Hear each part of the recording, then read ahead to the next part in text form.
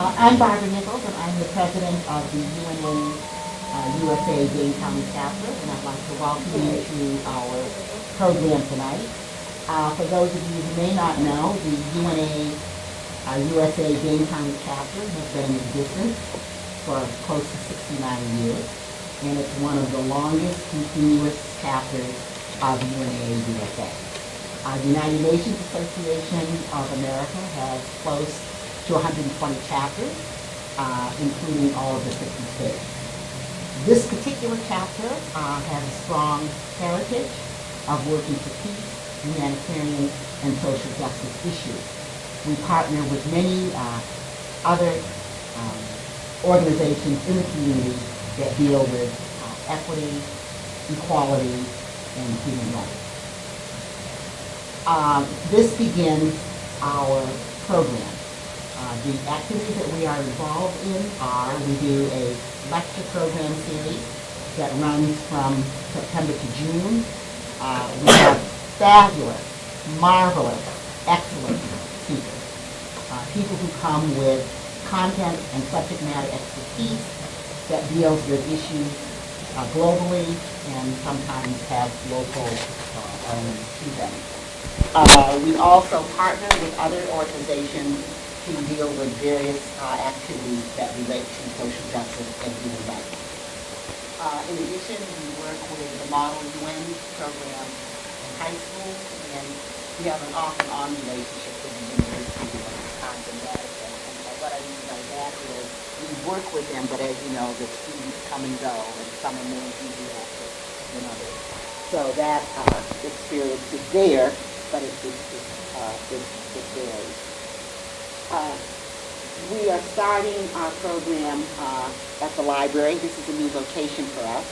So we want to know, we hope that you're able to find parking and that any comments you have about this is a site we would be interested in knowing. A couple of announcements that I would like to make is that this particular lecture is being co-sponsored by returning Peace Corps volunteers, the Madison Public Library, as well as ourselves. And I will ask the person representing returning Peace Corps to say a few words.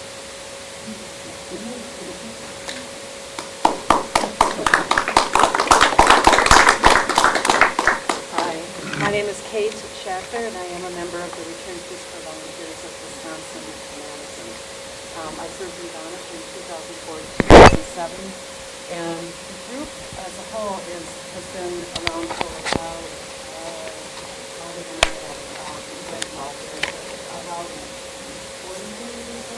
We're doing better tutoring and work with universities and Congress. But our claim to fame is the international calendars that there's an example here on the table. We sell those, and the proceeds go to Peace Corps volunteers serving in the field to help them with the projects that they're working on, as well as local and global multicultural development organizations. And we also sponsor the Freeze for Food every year that sends money to different hunger-related projects. For the last several years, it's been going to a peace community in Colombia. So I invite you to take a look at the information on the table. Everything on the table except the calendar is free. And you can't buy anything tonight, but we're always around at different events around Madison. We have the calendar at the University Bookstore, at the Serve Fair Trade on Monroe Street, Willie Street Co-op, various places. I'm afraid I don't know all of the spots, but you can find us. We have a website, grab some information and support the cause. You'll help us continue to build the money that we've donated, which is over $1 million over the last 26 years of producing the calendar. So we've given, these calendars are wildly successful, and we appreciate everybody's support. Thank you, Kim. We also have another announcement. The African Children's Choir will be doing a free concert on Sunday. I don't remember the name of the church, at 7 p.m. at Christ Christ Presbyterian Church at 944 East Gordon Street. So, would you like to say a few words?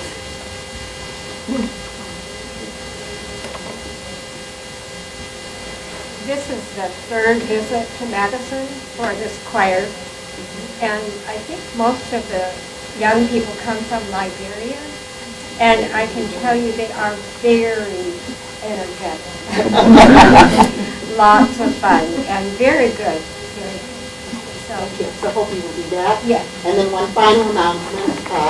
If you haven't gotten your flu shot, I would say, looking at the age of the group, you need to get your flu shot. And also, if you haven't had your pneumonia shot, However, I'm encouraging you to get your flu shot at Walgreens because they have a special program. If you get your flu shot, I remember the date, by between now and mid-October, they are providing vaccinations free. They've hosted an underdeveloped country to which they are providing vaccination shots. So don't go to your doctor. Go to Walgreens. Todd, who is chair, Todd Kummer, who's chair of our program committee, will introduce our speaker. Prior to him doing that, what I would say is that this program will be broadcast on WYOU, which is channel 991. It's always at 4 p.m. on a Saturday, and we don't know what Saturday. We know it'll be a Saturday between now and when it shows. So please watch for it. So Todd.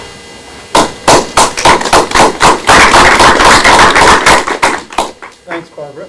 Well, it gives me great pleasure to introduce Greg Garbinsky this evening. But first, I want to thank Kate for being here and the Return Peace Corps volunteers being a co-sponsor of this meeting. They've been generous in co-sponsoring other meetings we've had, and I hope we can continue this relationship. I think it's a good fit. United Nations thinking about the world and improving relationships throughout the world, and that's exactly what the Peace Corps does. So I really appreciate you being here. So Greg Garbinsky is a good friend, full disclosure, and so that I don't need to say any more, right, Greg? No, that's fine. No. That gets me in the door, at least. Yeah.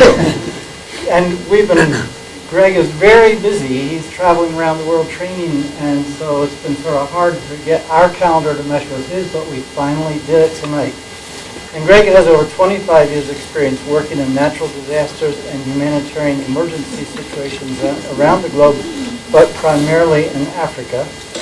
From 2003 to 2007, he was head of emergency operations for the UN Food and Agriculture Organization in Africa, and FAO, Food and Agriculture Organization. FAO's goals are, looking at the website today, to eradicate hunger, food insecurity, and malnutrition. Secondly, eliminate poverty and move forward with economic and social progress for all. And third, to promote sustainable management and utilization of natural resources. So they do a lot. There's one small UN agency, but what a mission to have, and all the good work they do.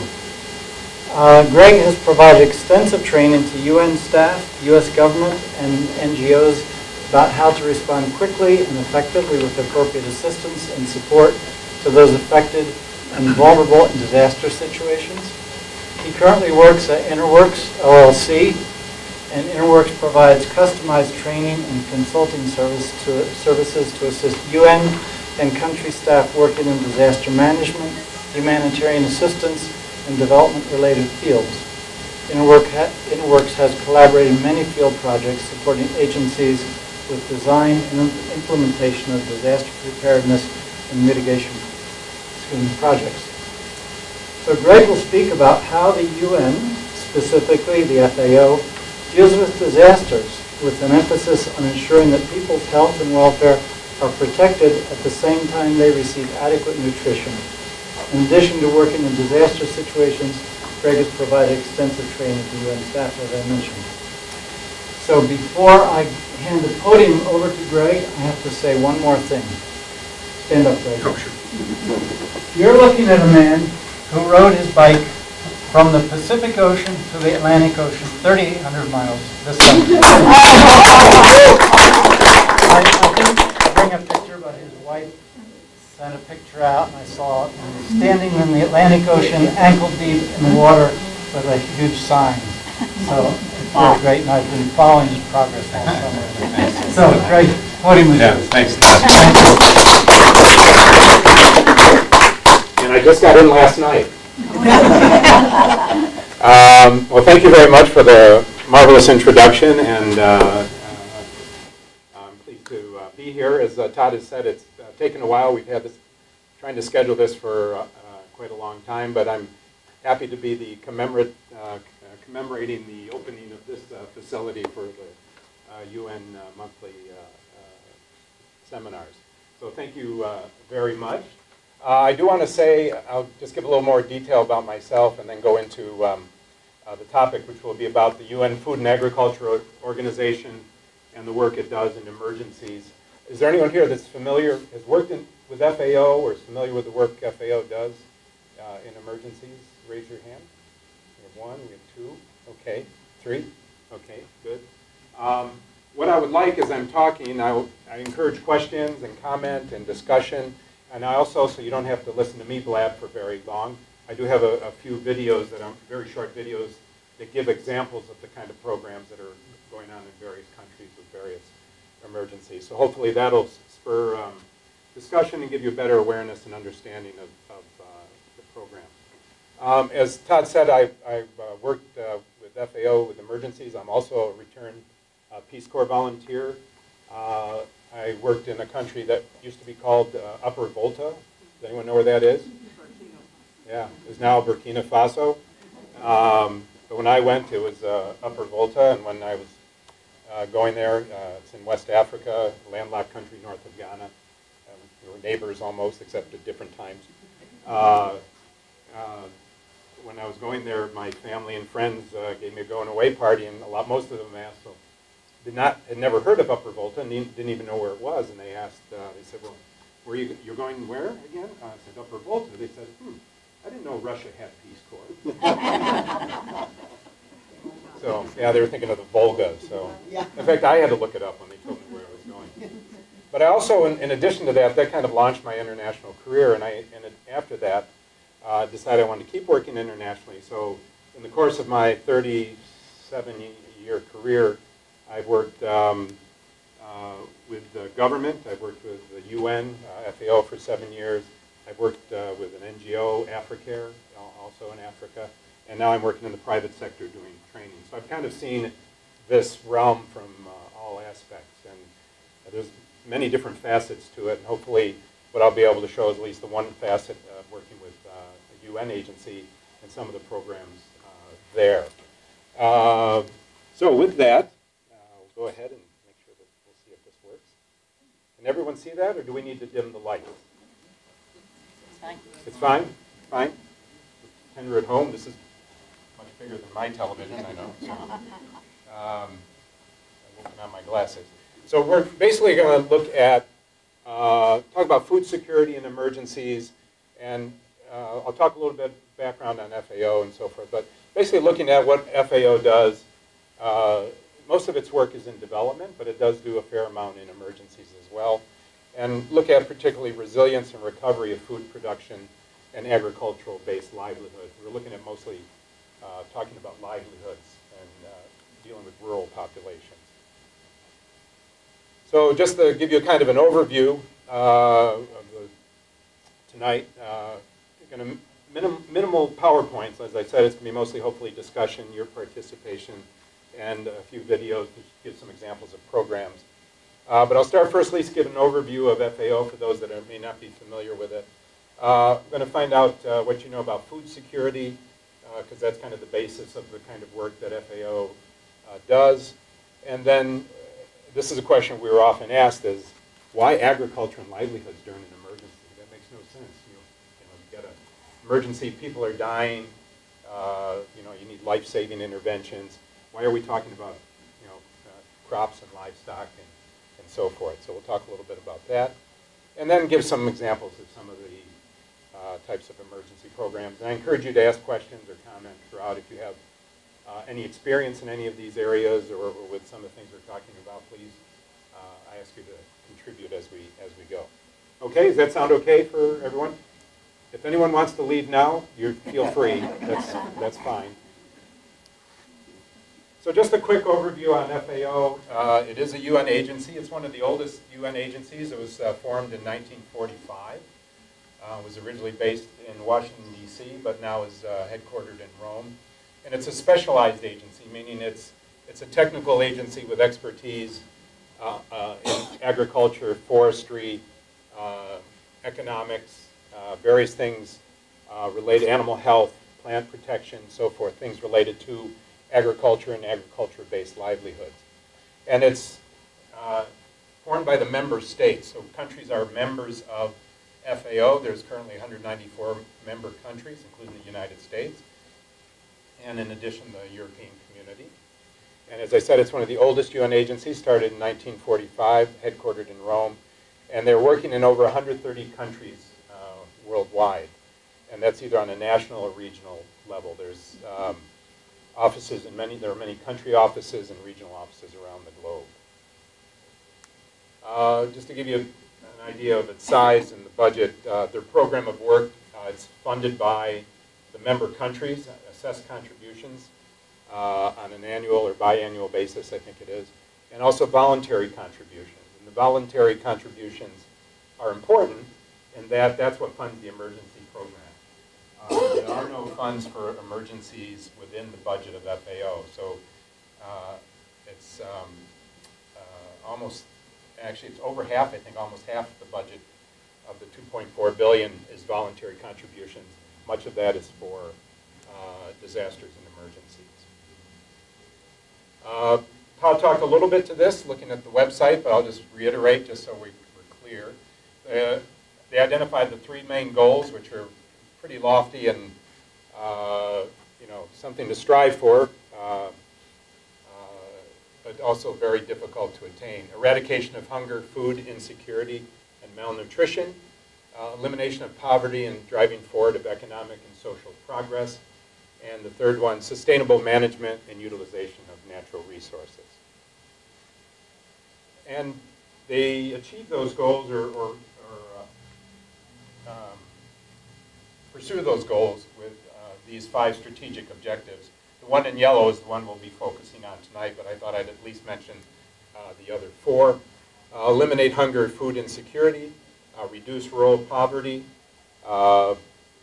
That's obviously where most of the people working in the agricultural arena are based, as well as forestry and fisheries as well, but most of the population are rural.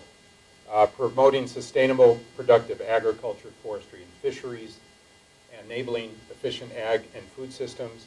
And then the 5th one, increasing the resilience of livelihoods to disasters. Okay?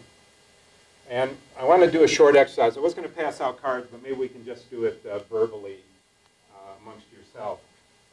We'll be talking about food security and a lot of the work that FAO does in the area it focuses on related to disasters and emergencies is food security. So what I would ask is that you either get together with the person next to you, or we see we have some odd numbers. We can do 3 people together. But what I'd like to do is come up with a definition what you think food security is. If you already know, that's fine, but contribute to the discussion. But when you hear the term food security, which is discussed often in this area, what does that really mean? What is food security? You hear it talked about, but what does it really mean? So just take a moment, pair up together, kind of formulate maybe your own thought first, and then share it together, and then we'll see what you come up with.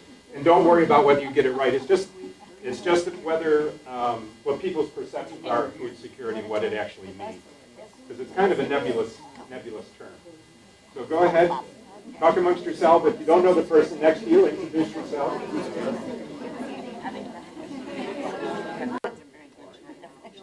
I hear some good discussions going on, so I think maybe had a chance to delve into a little bit. Is there anybody for their pair or triad would like to offer up what they think food security means when we say food security? Yes, Well, you have a dependable source of food that you could rely on and for a sustained period of time. okay. And that would include, there would be healthy type food, so that it would be sustaining and also that would sustain you in case of emergency. Okay. So there's a time factor in there. There's a, Yes. it's not just secure now, but in case something I think happens. so. Okay. I think you're capturing quite a bit there, actually. Yes. I think maybe we can also, there's a trust between the producer and the people who eat it. If I don't trust the food, I won't eat it. So I think the food security means also build a trust relationship between the producer and the people. Okay, very good, because that also will help ensure what she's talking about here with the over time, and when there's problems, it's always better to have those networks, those connections, that relationships beforehand, before the emergency. Very good. Others? Yes, Kate? We had a really interesting take on it, looking at food security from the national level. That as a nation, each country should have the right, the ability to raise and feed their own people. And a lot of times with different policies, whether it's through fair trade, free trade agreements or whatever, that a lot of markets get undercut because food comes flooding in from other countries. Okay, we'll talk about that a little bit, I think, later. Does that capture your point? Yeah. Okay, anything else anyone like to add? It needs to be affordable. Affordable. Okay, very good. Very good. We also add, and similar to what other people say, is non-perishable, so that it Non-perishable. can be stored or Okay, saved. okay. Yes, We think you should also feel safe going to the food source. okay, you have to be able to feel safe going to the food source, yeah. I think you're pretty much, I think, from start to finish, you've captured most of the main elements around food security. We'll look at it here. The one definition that comes up, and I think you've captured it around your discussion or your inputs that everyone gave here, pretty much sums it up in total here, I think. Food security exists when all people, at all times, we talked about continuous or at all times. The word that's used, have physical and economic access. That's part of what you're talking about, being able to get to the food safely and that's available, or that you can, it's affordable economically, you can actually purchase it, and that it's sufficient and it's safe and nutritious. I like that, and you started it off, I like that you made no assumption that just because you have food doesn't mean it's nutritious, doesn't mean it's safe, doesn't mean it's, any of these things that we're talking about. And that it meets their dietary needs and food preferences for an active and healthy life. So this is the generally accepted definition of food security. So you can see there are four components here. Four components are the physical availability of food. Is there food? Is there food? So there has to actually be food available. That's the one primary component. Secondly is having access to it. Access is both economic. Can you afford it? There may be plenty of food. If you don't have any money or have any assets or can't barter or trade, you don't have access to that food, as well as physical access. Can anyone think of a time when you might not have physical access to food? Food might be available in the country, but under what situation we might talk about in a country might you not have physical access to food? A war situation. A war situation. If you're on the side, one side or the other, and there's the food that you need or want, maybe you may be cut off from. Lack of transportation. Lack of transportation. It's been a natural disaster. Natural disaster. We'll see some examples. Flooding, earthquakes, exactly. Okay, so availability, access, those are two. Third one is utilization. What are we talking about when we're talking about utilization? How does that factor in? Being able to cook it. You have materials to be able to prepare it. What about health and hygiene? What about water, sanitation? That's all part of the utilization. You may not be healthy enough to be able to actually eat good food. It could actually make you sicker. Or you may have other things going on. You may have parasites. You may have other things. Food's not going to help you. So being able to utilize the food adequately. And then the last one, which was, I think, mentioned with the first response, over time. Stability of the other three dimensions over time. So these things are basically constant. Food is available, you have access, and you're able to utilize it properly. So that's the four components. If you had to sum up food security, those are the four elements that come to mind. So just reiterating and elaborating a little bit on those in terms of food security. Physical availability of food, that's the supply side of the equation. That's food production, that's you've got stock levels, you've got a net trade, you've got more food coming in than going out, and you have adequate supply. The second one, economic and physical access to food, and that's through trade, bartering, collection of wild foods. It could also be food aid, it could be gifts, it could be theft. You know, theft is one way of getting food. Community networks, etc. This photograph here, they have access to food. Does it look like? This is an activities that relate to social justice and human rights. In addition, we work with the Model UN program in high school, and we have an off-and-on relationship with the University of Wisconsin-Madison. And what I mean by that is we work with them, but as you know, the students come and go, and some are more enthusiastic than others. So that experience is there, but it varies. We are starting our program at the library. This is a new location for us. So we want to know, we hope that you're able to find parking, and that any comments you have about this as a site we would be interested in knowing. A couple of announcements that I would like to make is that this particular lecture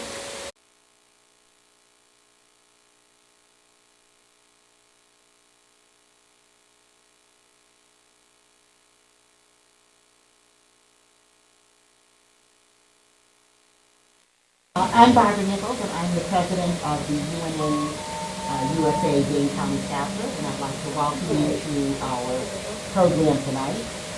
For those of you who may not know, the UNA USA Dane County chapter has been in existence for close to 69 years, and it's one of the longest continuous chapters of UNA USA. The United Nations Association of America has close to 120 chapters, including all of the 50 states. This particular chapter has a strong heritage of working for peace, humanitarian, and social justice issues. We partner with many other organizations in the community that deal with equity, equality, and human rights. This begins our program. The activities that we are involved in are, we do a lecture program series that runs from September to June. We have fabulous, marvelous, excellent speakers. People who come with content and subject matter expertise that deals with issues globally and sometimes have local to them. We also partner with other organizations to deal with various. Our claim to fame is the international calendars that there's an example here on the table. We sell those, and the proceeds go to Peace Corps volunteers serving in the field to help them with the projects that they're working on, as well as local and global multicultural development organizations. And we also sponsor the Freeze for Food every year that sends money to different hunger-related projects. for the last several years. It's been going to a peace community in Colombia. So I invite you to take a look at the information on the table. Everything on the table except the calendar is free. And you can't buy anything tonight, but we're always around at different events around Madison. It's being co-sponsored by returning Peace Corps volunteers at the Madison Public Library as well as ourselves. And I will ask the person representing returning Peace Corps to say a few words.